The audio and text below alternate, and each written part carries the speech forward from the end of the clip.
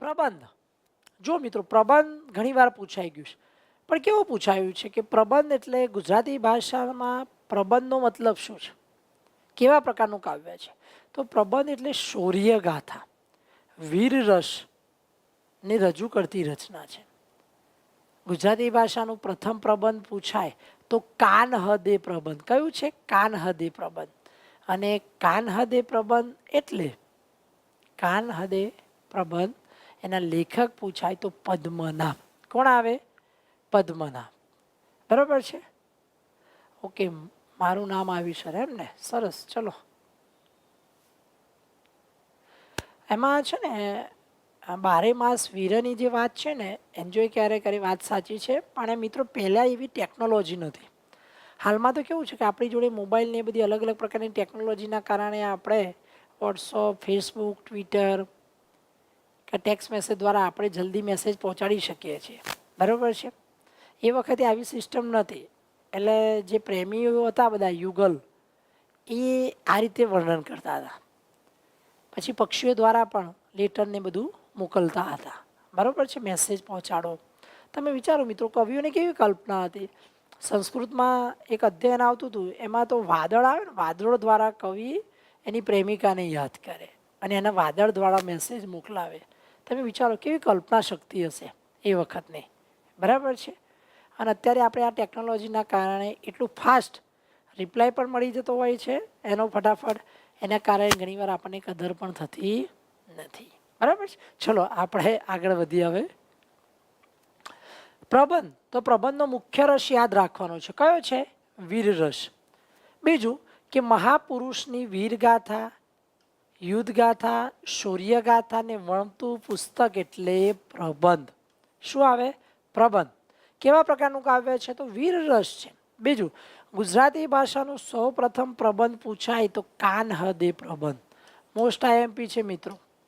અને લેખક આવે તો પદ્મનાભ.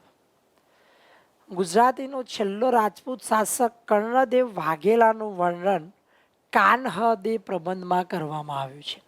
નરસિંહ મહેતા, જે જૈન સાહિત્ય હતું મિત્રો, અને જૈન સાહિત્ય પછી જૈનેતર સાહિત્ય આવ્યું ને, ત્યારે નરસિંહ મહેતાની સાથેના કવિ છે એવા પદ્મનાભ.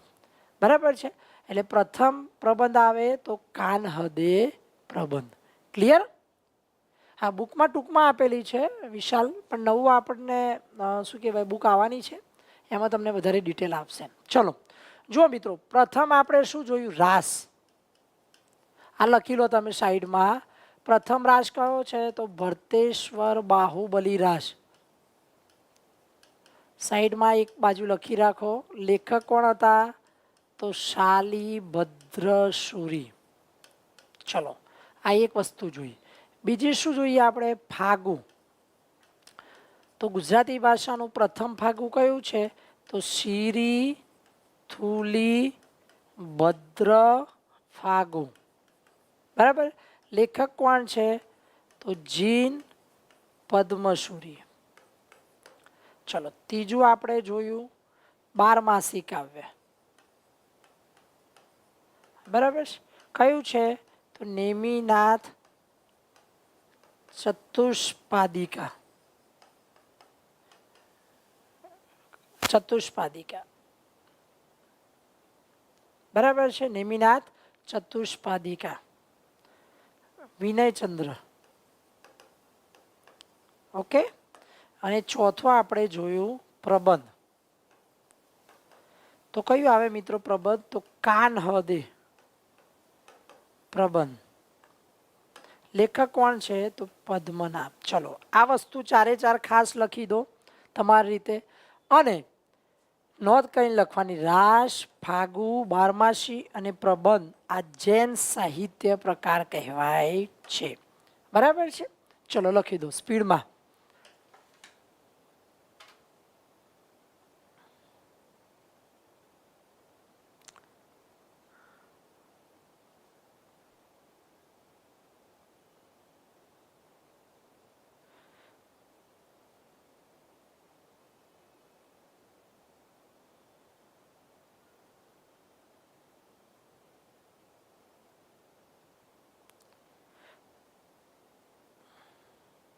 ચલો લખાઈ ગયું?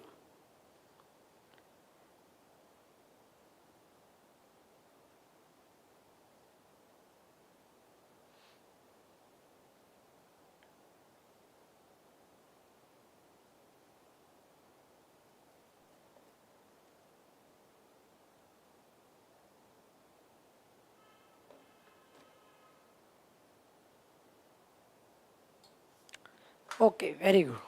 હવે ધ્યાન આપો મિત્રો. જો આ એટલા માટે તમને ડિવાઈડ કરાયું કે રાસ આવે ને તો એ જૈન સાહિત્યમાં ખેડાણ છે, ફાગુ પણ જૈન સાહિત્યનું છે, બારમાસી કાવ્ય અને પ્રબંધ.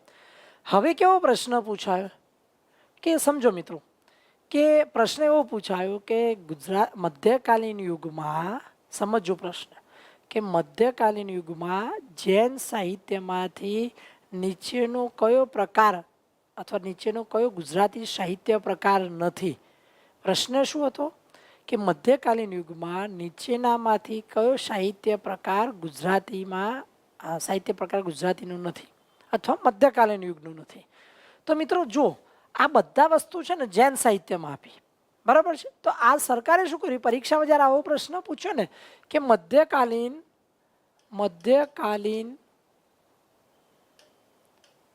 યુગમાં નીચેનામાંથી કયો સાહિત્ય પ્રકાર નથી, કયો સાહિત્ય પ્રકાર નથી. ચલો આવો એક પ્રશ્ન. હવે ઓપ્શનમાં શું આપ્યું, એ તો ફાગુ, બી તો પ્રબંધ, સી તો નિબંધ અને ડી તો રાસ. ચલો હવે આમાં મેં તમને જે આપ્યું નોલેજ એમાં તમને ખ્યાલ આવી ગયો હશે કે હવે આમાં રાઈટ આન્સર કયો આવે મિત્રો. 4 ઓપ્શન તમને આપી દીધા મેં કે મધ્યકાલીન યુગની રચનામાંથી કયો સાહિત્ય પ્રકાર નથી ગુજરાતીનો. ચલો 4 ઓપ્શન આપ્યા તો તમને થોડુંક માઇન્ડ દોડાવો તો ખ્યાલ આવી શકે. એ ફાગુ, બી પ્રબંધ, સી નિબંધ અને ડી રાસ. તો કયું ના આવે મિત્રો, બોલો મિત્રો, કયું ના આવે?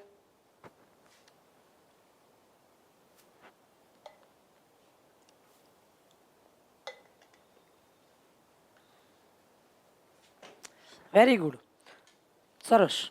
હવે એટલું તો આપણે થોડુંક કોમન સેન્સ આપણે દોડાવી શકીએ, બરાબર છે. કારણ કે મધ્યકાલીન યુગનું ખેડાણ થયું એ પછી અર્વાચીન યુગ આવ્યું. કયું યુગ આવ્યું? અર્વાચીન. અને એમાં શું થયું મિત્રો, અર્વાચીન યુગની શરૂઆત નર્મદથી થઈ. એટલે નિબંધ જે છે એ નર્મદ યુગમાં આવે છે. ક્યાં આવે? નર્મદ યુગમાં. ક્લિયર? પણ આ આન્સર તમે ક્યારે આપી શક્યા? જ્યારે મધ્યકાલીન યુગને સમજી શક્યા તમે. પરીક્ષામાં પ્રશ્ન પૂછાય કે કયા યુગમાં કયા સાહિત્યનું ખેડાણ થયું હતું, બરાબર છે. ઓકે, એટલે એના ધ્યાન પરથી તમે રાઈટ આન્સર આપી શક્યા સી. ઓકે, તો અહીંયા રાઈટ આન્સર શું છે? સી આવે છે. ચલો ક્લિયર? નોંધ કરી મેં તમને લખવાનું કીધું હતું કે રાસ, ફાગુ, બારમાસી અને પ્રબંધ આ જૈન સાહિત્યના પ્રકાર કહેવામાં આવે છે. ઓકે, હવે જુઓ મિત્રો, મધ્યકાલીન જે યુગ છે એનો સમયગાળો કયો હતો? 1185 થી 1414. સમજો, 1185 થી 1414 અને 1414 સુધી જૈન સાહિત્ય હતું. અને જૈન સાહિત્યના પ્રથમ સાહિત્યકાર કોણ હતા? તો હેમચંદ્રાચાર્ય. એક આ વસ્તુ યાદ રાખવાની છે. એમણે કયા શબ્દો બે આપ્યા? તો રાસ અને ફાગુ. કઈ રચનામાં? તો દેશી નામમાળામાં. આવા પ્રશ્નો પૂછેલા છે. હવે આપણે જૈનેતર સાહિત્યની શરૂઆત થાય 1414 પછી જે સાહિત્યનું ખેડાણ થયું એમાં આપણા ગુજરાતી સાહિત્યકારોએ ખેડાણ કર્યું. એટલે નરસિંહ મહેતાથી શરૂઆત થાય 1414. એટલે ઘણીવાર મિત્રો એવો પ્રશ્ન પૂછાય કે નરસિંહ મહેતા કઈ સદીમાં થઈ ગયા? તો ઓપ્શનમાં 14, 15, 16, 17 આપ્યો છે. નરસિંહ મહેતા કઈ સદીમાં થઈ ગયા? ચલો આન્સર આપો મને. કઈ સદીમાં થઈ ગયા નરસિંહ મહેતા? 14મી, 15મી, 16મી કે 17મી સદી? તમને 4 ઓપ્શન આપે મેં મિત્રો. ચલો સ્પીડમાં. Very good. જોજો, જૈનેતર સાહિત્યની શરૂઆત ક્યારે થઈ? 1414 થી થઈ ને. તો નરસિંહ મહેતા કઈ સદીમાં થઈ ગયા એવો પ્રશ્ન પૂછાય છે. તલાટીમાં પણ પૂછાયેલો છે, વર્ગની ઘણી એક્ઝામોમાં પ્રશ્ન પૂછાયેલો છે. Okay, very good, right. કઈ સદીમાં આવે? તો આપણામાં શું હોય છે કે 1414 આપ્યું છે જૈનેતર સાહિત્ય 1414 થી. એટલે મગજમાં પેલો કન્સેપ્ટ એ આવે કે નરસિંહ મહેતા 14મી સદીમાં થઈ ગયા. પણ મિત્રો નરસિંહ મહેતાનો જે ઉદ્ભવ છે, જે ખેડાણ થયું સાહિત્યનું, એટલે 15મી સદી આવે. કઈ સદી આવે? તો રાઈટ આન્સર તમારે યાદ રાખવાનો છે 15મી સદીમાં નરસિંહ મહેતા થઈ ગયા. બરાબર છે. એ પછી મીરાબાઈને. ચલો, એટલે અહીંયા આપણે જૈનેતર જૈન સાહિત્ય જોયું, હવે જૈનેતર સાહિત્ય જોઈએ. ચલો, બહુ મહત્વનો ટોપિક છે મિત્રો, સમજજો, ધ્યાન આપજો. હવે આખ્યાન લખવું હોય તો લખી રાખવાનું જોડે, જેટલું રિપીટ થશે એટલું બેસ્ટ છે તમારા માટે, બરાબર છે ને? ઓકે, આખ્યાન. ચલો, જૈન સાહિત્ય ચલાવ્યા. જૈન સાહિત્યમાં 4 પ્રકાર: ફાગુ, રાસ, પ્રબંધ અને બારમાસિક આવે. ક્લિયર? ખ્યાલ આવી ગયો? ચલો, રિપ્લાય મને આપી દો, બધાને ખબર પડી ગઈ હોય, એમાં કંઈ કન્ફ્યુઝન નથી ને? હવે જૈનેતર સાહિત્ય શરૂ થયું, એનો સાહિત્ય પ્રકાર શરૂ થયો કે જૈનેતર સાહિત્યમાં કયું વધારે આવ્યું છે, બરાબર છે? ચલો ફટાફટ ખ્યાલ આવી ગયો છે બધાને? ઓકે ને? Done, very good. ચલો દીપેન, તો આપણે હવે સમજીએ આગળ. જો મિત્રો, આપણે છે ને સાહિત્યને સમજવાનું છે. અત્યાર સુધી તમે સાહિત્યને વાંચ્યું છે, સમજ્યું છે, પણ ઘણીવાર પરીક્ષામાં પ્રશ્નો નથી પૂછાયા. તેનું કારણ શું છે? તો આપણને જે મટીરિયલ્સ વાંચવા ખાતર વાંચી લીધું છે, એવું નહીં. સ્ટેપ બાય સ્ટેપ આપણે અભ્યાસ કરીશું તો ખ્યાલ આવી જશે. ઓકે, ડન ને? ચલો આગળ વધીએ હવે. વેરી ગુડ, સરસ. કોઈ કન્ફ્યુઝન હોય તો કહી શકો છો એમાં, બરાબર છે? આગળ જઈએ હવે. જો આખ્યાન બહુ મહત્વનો ટોપિક છે. આખ્યાન, આખ્યાનને આપણે સમજીએ. આખ્યાનમાંથી ઓકે, વેરી ગુડ. ચલો, કોઈ કન્ફ્યુઝન નથી, તો આગળ વધીએ હવે. આખ્યાન એટલે શું હવે સમજો મિત્રો. આ બધા સાહિત્ય પ્રકારો છે ને, બહુ મહત્વના છે. આખ્યાન, તો આખ્યાન એટલે શું? તો આખ્યાનનો મતલબ થાય કથા માંડીને વાત કહેવી, આરંભ કે શરૂઆત. બીજો અર્થ શું થાય? આરંભ કે શરૂઆત, અથવા કથા માંડીને વાત કહેવી. મિત્રો, પૌરાણિક સમયમાં આપણે હજુ પણ અંધશ્રદ્ધામાં ડૂબેલા છીએ. આપણો દેશ હજુ પણ અંધશ્રદ્ધામાં માને છે. તો એ વખતે મિત્રો, પહેલાંના જમાનામાં અંધશ્રદ્ધા વધારે પડતી હતી, કુરિવાજો હતા, સતી પ્રથા હતી. આ બધાને દૂર કરવા માટે શેરી નાટકો, ભવાઈ અને આખ્યાન ભજવવામાં આવતો હતો. શા માટે? તો સમાજને એક મેસેજ આપવામાં આવતો હતો. Okay, very good Nirav. ચલો, સરસ. બસ આ રીતે તમે બધાનો પ્રેમ ભાવ આવે એટલે બહુ થઈ ગયું અમને, બરાબર છે? ઓકે, ચલો. તો મિત્રો, જે શેરી નાટકો છે, ભવાઈ ભજવામાં આવતી હતી અને આખ્યાન થતા હતા, એને સમાજમાંથી, અંધશ્રદ્ધામાંથી બહાર કાઢવા માટેનું આ એક બિરુદ હતું. હાલમાં ટેકનોલોજી થઈ ગઈ છે અને ટેકનોલોજીના કારણે આ બધી વસ્તુઓ ધીરે ધીરે લુપ્ત થઈ છે. છતાં પણ હજુ અંતરિયાળ વિસ્તાર છે, પછાત વિસ્તાર છે, ત્યાં ઘણીવાર ભવાઈ, આખ્યાન અને શેરી નાટકો ભજાતા હોય છે. અમારા ગાંધીનગરની અંદર પણ ભવાઈને એ બધું ભજવાતું હોય છે અને મજા આવે મિત્રો. રંગલો રંગલીના તમે ખેલ જુઓ એમાં, બરાબર છે? રામાપીર આખ્યાન સરસ, બહુ બધું જાણીતું છે ને મજા આવે, એક હિસ્ટ્રી છે. ઓકે, તો આખ્યાનના પિતા કોણ છે? તો આખ્યાનના પિતા આવે તો ભાલણ. પરંતુ મિત્રો, ગુજરાતી સાહિત્યમાં સૌપ્રથમ આખ્યાનના બીજ રોપ્યા તો નરસિંહ મહેતાએ. અને ગુજરાતી ભાષાનું પ્રથમ આખ્યાન કયું આપ્યું? તો સુદામા ચરિત્ર, બરાબર છે? પણ પ્રેમાનંદ જે વડોદરાના વતની હતા, તો પ્રેમાનંદે આખ્યાનને આજીવિકાનું સાધન બનાવ્યું. માટે શ્રેષ્ઠ આખ્યાનકાર તરીકે કોને ઓળખવામાં આવે? તો શ્રેષ્ઠ આખ્યાનકાર એટલે પ્રેમાનંદ. અને આધુનિક આખ્યાનકાર તરીકે કોને ઓળખવામાં આવે? તો આધુનિક આખ્યાનકાર આવે ધાર્મિક પંડ્યા, જેઓ પણ વડોદરાના વતની છે, બરાબર છે? ચલો, તમારા ગામમાં પણ થાય છે આખ્યાન, એમ ને નીરવ? Very good. હા, પદ્માવતી મૂવી. ચલો, ધ્યાન આપો. ફર્સ્ટ એ તમારે યાદ રાખવાનું છે કે આખ્યાનનો અર્થ શું થાય? તો આરંભીને કહેવું અથવા કથા માંડીને વાત કહેવી. આ બીજો શબ્દ, બરાબર છે? ઐતિહાસિક કે પૌરાણિક કથા વસ્તુ કે કોઈ પણ પ્રસંગને શરૂઆતથી અંત સુધીના વર્ણનને શું કહેવામાં આવે છે? આખ્યાન. પરંતુ મિત્રો, પરીક્ષામાં પ્રશ્ન એવો પૂછાયો કે આખ્યાનનો અર્થ શું થાય? તો આરંભીને કહેવું, બીજું કથા માંડીને વાત કહેવી. આટલું યાદ રાખવાનું. બીજો પ્રશ્ન છે મોસ્ટ આઈએમપી, કે આખ્યાનના બીજ કોણે રોપ્યા? નરસિંહ મહેતાએ રોપ્યા હતા. પ્રથમ આખ્યાન કયું? તો સુદામા ચરિત્ર. યાદ રાખજો, ગુજરાતી ભાષાનો અથવા સાહિત્યનું પ્રથમ આખ્યાન તો સુદામા ચરિત્ર. બરાબર છે. કોનું છે? તો નરસિંહ મહેતાનું. હવે મિત્રો આખ્યાનના પિતા કોણ છે? તો ભાલણ. આખ્યાનના પિતા કોણ આવે? ભાલણ. ઘણીવાર મિત્રો ભાલણનું આખું નામ પૂછેલું. હા યસ, આખ્યાન કહેનારને માણબળ કહેવામાં આવે. Very good. આખ્યાનના પિતા ભાલણ છે. ભાલણનું સાચું નામ પુરુષોત્તમદાસ મહારાજ. બરાબર છે, યાદ રાખજો. ચલો બીજું કે ક્યાંના વતની હતા? તો પાટણના વતની હતા. ક્યાંના વતની હતા? પાટણના. અને મિત્રો ભાલણ જે છે, ભાલણે શું કર્યું કે ભાલણ રચિત પ્રથમ આખ્યાન આવે. ભાલણ રચિત પ્રથમ આખ્યાન. સમજો પ્રશ્ન કે પરીક્ષામાં કેવા પ્રશ્ન પૂછાય કે ભાલણ રચિત પ્રથમ આખ્યાન આવે તો શિવ ભીલડી સંવાદ. કયું આવે? શિવ ભીલડી સંવાદ. એ જ રીતે પ્રેમાનંદનું પ્રથમ આખ્યાન કયું આવે? તો સુદામા ચરિત્ર. ઓકે, ભાલણે કેવા આખ્યાન આપ્યા? તો કડવા આખ્યાન આપ્યા. આ એક પ્રશ્ન યાદ રાખવાનો. બીજું કે કડવા આખ્યાન કોણે આપ્યા? તો ભાલણે. હવે મીઠા આખ્યાન શબ્દનો પ્રયોગ કોણે કર્યો? તો દયારામ. એક આ પ્રશ્ન પરીક્ષામાં પૂછાયેલો છે. બરાબર છે. બીજી વસ્તુ કે આખ્યાન શબ્દનો પ્રયોગ કોણે કર્યો?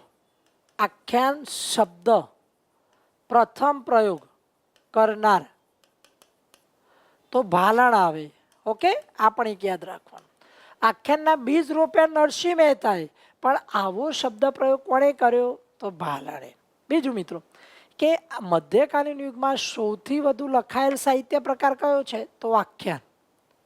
ટૂંકો સાહિત્ય પ્રકાર પૂછાય તો પદ યાદ રાખવાનું. શું આવે? પદ. હવે જુઓ, આખ્યાનના પિતા એટલે ભાલણ છે. સાચું નામ પુરુષોત્તમદાસ મહારાજ. આ લખવાનું છે મિત્રો, લખતા જજો તમે. હા, પીડીએફ તો તમને સેન્ડ કરવામાં આવે જ છે, પણ જોડે જોડે હું જે બોલું છું ને લખવાનું, જેથી તમારે એક સરસ એવી નોટબુક તૈયાર થશે. પુરુષોત્તમદાસ મહારાજ, પાટણના વતની. બરાબર છે. ગુજરાતી ભાષાનું સૌપ્રથમ આખ્યાન આવે તો સુદામા ચરિત્ર. ઓકે, ચલો. ભાલણ રચિત પ્રથમ આખ્યાન કયું છે? તો શિવ ભીલડી સંવાદ. કડવા આખ્યાન શબ્દનો પ્રયોગ કોણે કર્યો? કડવા આખ્યાન તો ભાલણ. યાદ રાખજો, કોણે કર્યો? ભાલણે. મીઠા આખ્યાન શબ્દનો પ્રયોગ દયારામે. પછી આખ્યાન શબ્દ પ્રથમ કોણે આપ્યો? તો ભાલણે. ચલો મિત્રો, ભાલણના શિષ્યનું શું નામ? ચલો, મારે સ્ક્રીન પર આન્સર જોઈએ છે આપનો. ભાલણના શિષ્યનું શું નામ છે? ચલો ફટાફટ આન્સર આપો. ભાલણના શિષ્ય.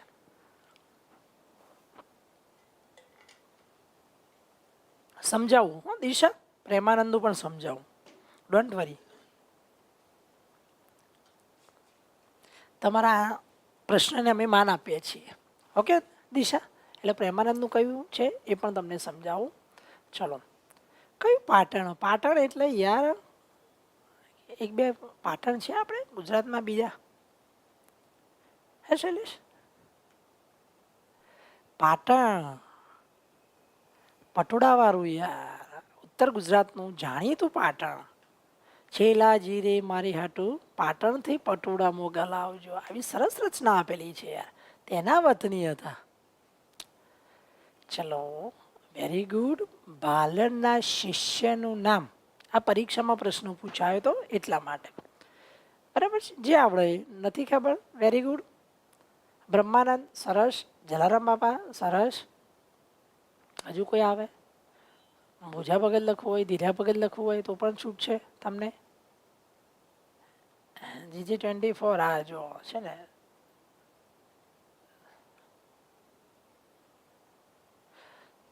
જે હું લખું છું ને એક્સ્ટ્રા હેત એ બધું લખી દેવાનું. અમારું પાટણ. હા, શું વાત છે? અમારું પાટણ. હા, આપણું પાટણ. પ્રભાસ પાટણ પણ છે હે ને? Yes yes. ઓકે, સારું. ચલો ચલો ધ્યાન આપો. શું નામ છે? તો ભાલણના શિષ્ય આવે ને, ભાલણના શિષ્ય લખી લેજો ક્યાંય. બાલનનું શિષ્ય પૂછાઈ ગયો છે પ્રશ્ન. ભીમ આવે, ભીમ. કોણ આવે? ભીમ. ભીલ નહીં હોય યાર, 2 મિનિટ ઉભા રહેજો.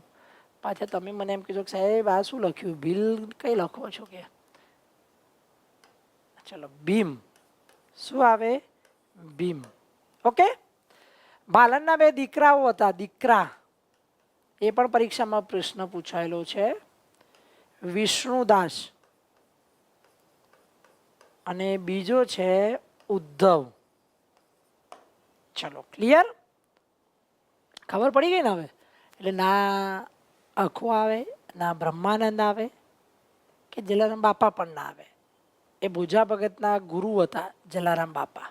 ચલો યાદ કઈ રીતે કરવાનું? યાદ વાંચીને યાદ કરવાનું. જિગ્નેશ, યાદ તો કરવું હોય તો કે વાંચવું જ પડે ને. વાંચીએ તો યાદ રહે. લખીને તૈયાર કરો, વારે ઘડી લખો, વારે ઘડે વાંચો તો યાદ રહી જાય. શા માટે યાદ ના રહે? બરાબર છે. ચલો ઓકે. જો શોર્ટકટ ટીક આપતો જ નથી હું. શા માટે નથી આપતો? આવો પ્રયોગ અમે 2016માં કર્યો હતો અને એમાં સ્ટોરી બનાવી. કેટલી સ્ટોરી બનાવીએ? બરાબર છે. 1-2 સ્ટોરી, 4-5 સ્ટોરી તમને યાદ રહે, પછી આગળ જતા સ્ટોરી ભૂલી જવાય છે. એટલે બેસ્ટ ઉપાય છે કે કોઈ પણ શોર્ટકટ કી આપણને નહીં લેવાની. આપણે પદ્ધતિસરની તમારી મહેનત હશે, 1 by 1 મહેનત હશે તો ડેફિનેટલી તમને રિઝલ્ટ મળશે. બીજું કે કેવી રીતે તૈયાર કરો? તો આપણે જેટલી સ્લાઇડ ચાલે છે એ સ્ટેપ બાય સ્ટેપ રોજી 2-5 સ્લાઇડ તૈયાર કરો. વાંચી લેવાનું સવારે એકવાર, બપોરે અને સાંજે. નેક્સ્ટ વીકમાં આપણો લેક્ચર આવે છે ત્યાં સુધી તમારું બધું ક્લિયર થઈ જાય. બરાબર છે? યસ, સ્ટોરી મિક્સ થઈ જાય. ચલો, ફેમિલી હમણાં નહીં યાદ રાખવાની સુમિત્રા, યાદ રાખવાનું, પણ હાલ આપણો ટાર્ગેટ છે ઓનલી ફોર જોબ. હવે વાત કરીએ શ્રેષ્ઠ આખ્યાનકાર. એટલે શ્રેષ્ઠ આખ્યાનકાર અને આખ્યાન શિરોમણી તરીકે એટલે કોને ઓળખવામાં આવે? તો પ્રેમાનંદ. માણભટ્ટ તરીકે ઓળખવામાં આવે. માણભટ્ટ, બાણભટ્ટ નહીં હો, માણભટ્ટ. પછી ગાગરિયા ભટ્ટ, આ પણ એમનું નામ છે. પછી તરગાળા ભટ્ટ, મહાકવિ, આવા બધા એમના નામ છે મિત્રો. કોના? તો પ્રેમાનંદના. તો પ્રેમાનંદ રચિત પ્રથમ આખ્યાન આવે ને, પ્રેમાનંદ રચિત પ્રથમ આખ્યાન તો લક્ષ્મણ આખ્યાન. કયું આખ્યાન આવે? લક્ષ્મણ આખ્યાન. ઓકે. રેડ પેનથી નથી દેખાતો? સારું, ચલો બીજી પેન બદલી દઈએ. બરોબર છે વિશાખા? તમારું અમે માન રાખી લઈશું. ચલો યાદ રાખો. આટલું ક્લિયર થઈ ગયું મિત્રો? જો આ દરેક પ્રશ્ન બહુ મહત્વના છે અને નોટ ડાઉન કરવાના છે. ખાલી ને ખાલી સમજવા માટે નથી લખ્યા. એક ફ્રન્ટ પેજ પર તમે જોઈ શકો છો ફક્ત આખ્યાન એટલે શું, પણ આખ્યાનમાં કેવા પ્રકારના શબ્દો પૂછેલા છે એનો પણ તમને ખ્યાલ હોવો જોઈએ. ગુજરાતી ભાષાનું પ્રથમ આખ્યાન આવે તો સુદામા ચરિત્ર. લેખક પૂછાય તો નરસિંહ મહેતા. આખ્યાનના પિતા પૂછાય તો ભાલણ. કેના વતની? પાટણ. સાચું નામ? પુરુષોત્તમદાસ મહારાજ. શ્રેષ્ઠ આખ્યાનકાર અને આખ્યાન શિરોમણી એટલે પ્રેમાનંદ, જેમને માણભટ્ટ, ગાગરિયા ભટ્ટ, તળગાળા ભટ્ટ અને મહાકવિ તરીકે ઓળખવામાં આવે છે. પ્રેમાનંદનું પ્રથમ આખ્યાન આવે તો લક્ષ્મણ આખ્યાન. બરાબર છે. સુદામા ચરિત્ર નરસિંહ મહેતાનું છે અને પ્રેમાનંદનું પણ સુદામા ચરિત્ર છે, જે દર શનિવારે ગવાય છે. પણ પ્રશ્ન એવો પૂછાય કે પ્રેમાનંદ રચિત ટૂંકું આખ્યાન કયું? ટૂંકું આખ્યાન તો સુદામા ચરિત્ર. ભાલણ રચિત પ્રથમ આખ્યાન શિવ બિલડી સંવાદ. ભાલણે કેવા આખ્યાન આપ્યા? તો કડવા આખ્યાન શબ્દનો પ્રયોગ કર્યો છે. જ્યારે મીઠા આખ્યાન કોણે આપ્યા હતા? તો દયારામે. આખ્યાન શબ્દનો પ્રયોગ પ્રથમ કોણે કર્યો? તો ભાલણે. ભાલણના શિષ્યનું નામ પૂછાય તો ભીમ. ભાલણના 2 દીકરા હતા તો વિષ્ણુદાસ અને ઉદ્ધવ. બરાબર છે. આ આખી વસ્તુ તમારે ધ્યાન રાખવાની છે. ચલો, આખ્યાનને પ્રેમાનંદે વ્યવસાય તરીકે અપનાવ્યો. અને મિત્રો આધુનિક આખ્યાનકાર પૂછાય. આધુનિક આપણા સમયના પણ હોવા જોઈએ ને.